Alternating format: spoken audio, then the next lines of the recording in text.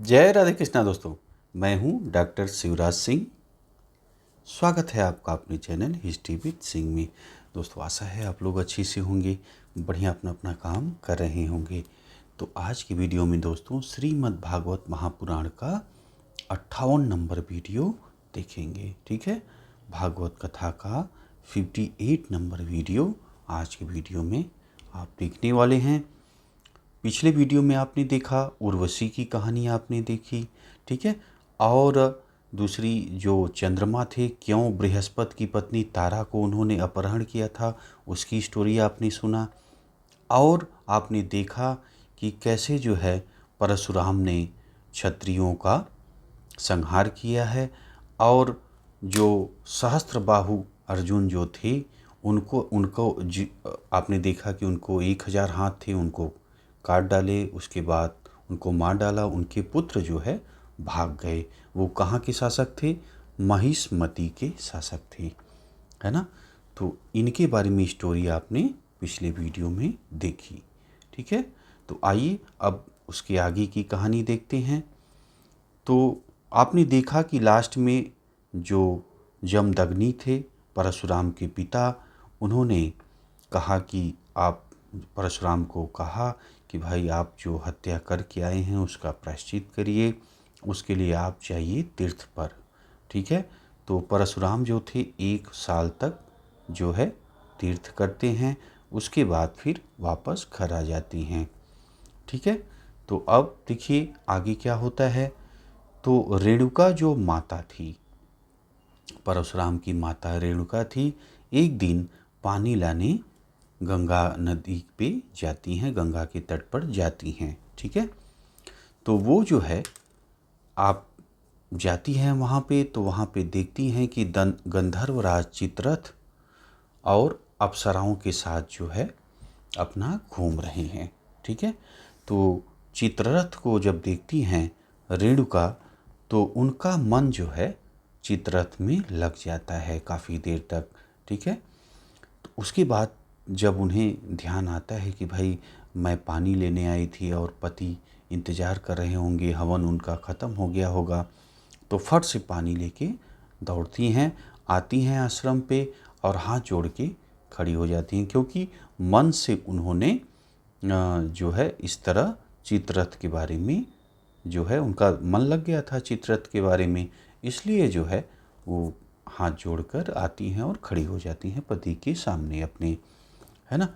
तो अब मुनि भाई अपने जो आत्मज्ञान से देखते हैं कि भाई रेणुका जो पत्नी है उनकी, उनके मन में क्या चल रहा था। तब वो बहुत क्रोधित हो जाते हैं और उनके पुत्र वहाँ खड़े रहते हैं, परशुराम भी खड़े रहते हैं और जो उनके पुत्र थे सभी वहाँ खड़े रहते हैं। तो उनको जो है कहते हैं, अपने पुत्रों से कहते हैं कि इसको जो है इस व्यभिचार, जो मानसिक व्यभिचार की है तुम्हारी माता ने, इसकी ये बहुत बड़ा पाप की है, इसको मार डालो। तो जो पुत्र थे उनके जमदग्नि के जो पुत्र थे उन्होंने मना कर दिया। परशुराम ने अभी कुछ नहीं बोला है, ध्यान दीजिएगा, और जो पुत्र थे उन्होंने मना किया। अब परशुराम जानते थे अपने जो पिता हैं कि वो कितने बड़े तपस्वी हैं, है ना, क्या क्या वो कर सकते हैं अपने तपोबल से, तो वो जानते थे। तो वो जो है परशुराम ने अपने फरसे से जो है अपने भाइयों को काट डाला और अपनी माता को भी काट डाला, मार डाला, है ना। तो अब इसके बाद क्या होता है कहानी में कि जो जमदग्नि थे वो प्रसन्न हो जाते हैं परशुराम के ऊपर, है ना। किसके ऊपर प्रसन्न होते हैं? परशुराम के ऊपर प्रसन्न हो जाते हैं। बोलते हैं कि अब मैं तुमसे प्रसन्न हूँ, तुम्हें क्या आशीर्वाद चाहिए बताओ, जो भी चाहिए तुम मांग लो, जो भी वर चाहिए तुम मांग लो, है ना। तो परशुराम कहते हैं कि पिताजी आप जो है, जो मेरी माता हैं, जो भाई हैं, उनको आप जिंदा कर दीजिए और उन्हें अपने मरने की जो यादें हैं वो भी जब वो जिंदा हों तो वो समाप्त हो जाए, कि वो कैसे मरे थे, क्या थे। जैसे सो के व्यक्ति उठता है एकदम वैसे ही वो उठें। तो पिताजी परशुराम से बहुत खुश होते हैं और जो है तथास्तु कह कर के भाई वो जो है अपनी तपोबल से इनको, माता को, परशुराम की माता को यानी पत्नी को और जो थे पुत्रों को सबको जिंदा कर देते हैं। ठीक, तो सभी भाई जैसे और माता जैसे सोई हों वैसे ही उठ जाती हैं, क्योंकि उन्होंने ये भी वर मांगा था कि ये कैसे मरी थी उनको याद न रहे, है ना। अब आपने देखा था पिछली वीडियो में 57 नंबर में कि कैसे जो है जो सहस्त्रार्जुन था जिसको 1000 हाथ था, तो कैसे जो है परशुराम ने मारा था और बाकी जो उसके लड़के थे वो भाग गए थे, है ना। तो वो भागे हुए जो लड़के थे, जो राजकुमार थे, वो बदला लेना चाह रहे थे।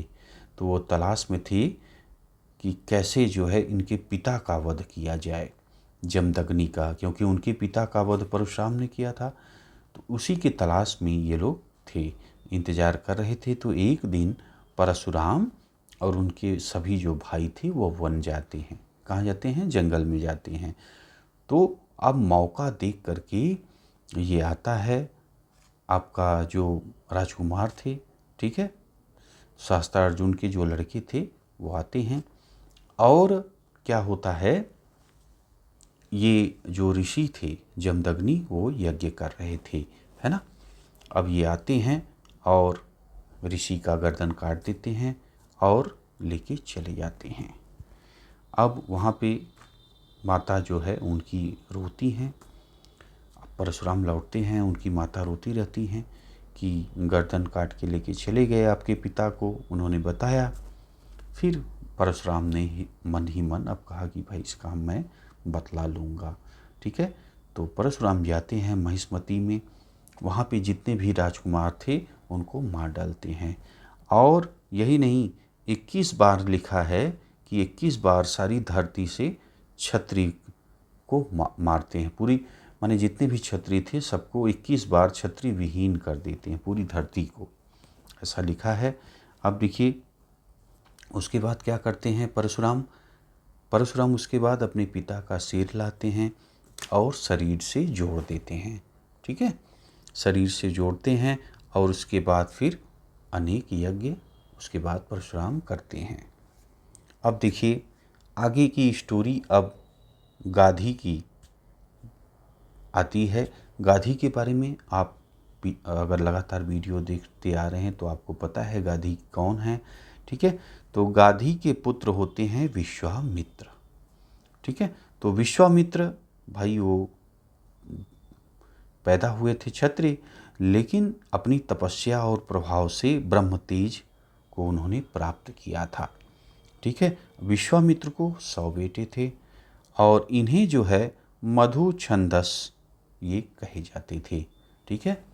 तो विश्वामित्र ने भृगुकुल में उत्पन्न अपने भांजे तथा अजीत गर्द के पुत्र सुनशेप, ठीक है, को जो देवरात नाम से भी विख्यात था, अपना पुत्र मानते हुए अपने और पुत्रों से कहा कि इसे तुम अपना बड़ा भाई समझो, ठीक है।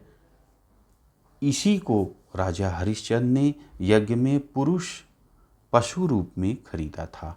तो ये हरिश्चंद्र की स्टोरी आप पीछे सुन चुके हैं, यदि आप लगातार देखते आ रहे हैं तो आपको पता होगा, है ना, कि हरिश्चंद्र ने क्यों पशु रूप में इनको दिया है, पुरुष पशु जो कि यज्ञ में डाले जाते हैं, है ना। तो पुरुष पशु रूप में खरीदा और प्रजापति आदि देवताओं की स्तुति करके इसी को विश्वामित्र ने पाश बंधन से मुक्त किया, ठीक है। इनका वध नहीं हुआ और इनको जो है विश्वामित्र ने मुक्त कर दिया। यज्ञ में देवताओं द्वारा दिए जाने के कारण गाधी में यह सुनसेप जो था देवरात नाम से यह प्रसिद्ध तपस्वी हुआ, ठीक है। अब इनके बड़े पुत्रों को यह बात नहीं भाई कि पिता द्वारा जो है इनको में हम लोगों का भाई बनाया जाए, है ना। तो अब इस पे जो है विश्वामित्र को गुस्सा आ जाता है कि भाई मैं कह रहा हूँ कि तुम भाई मानो, मान नहीं रहे हो। तो ये शाप देते हैं कि आप लोग म्लेच्छ हो जाओ। ठीक है, तो फिर जो है भाई लोग कहते हैं, क्षमा मांगते हैं, कहते हैं भाई पिताजी जैसा आप कहेंगे वैसा ही होगा, और ये देवरात को अपना बड़ा भाई मान लेते हैं। ठीक है, इसके अतिरिक्त विश्वामित्र के और भी पुत्र हुए हैं, जिनके नाम है अष्टम है, हारित है, जय है, क्रतुमान है आदि, और भी इनके पुत्र हुए हैं। ठीक है, तो ये कहानी थी दोस्तों आज की, और आपने परशुराम की कहानी सुनी और विश्वामित्र की कहानी इस वीडियो में आपने सुना। ठीक, तो कैसा लगा दोस्तों आपको ये वीडियो? अच्छा लगा यार तो लाइक करिएगा, शेयर करिएगा, और आप कुछ अगर जानना चाहते हैं तो वो भी कमेंट में लिखिएगा। ठीक है, मिलते हैं आपसे अगली वीडियो में।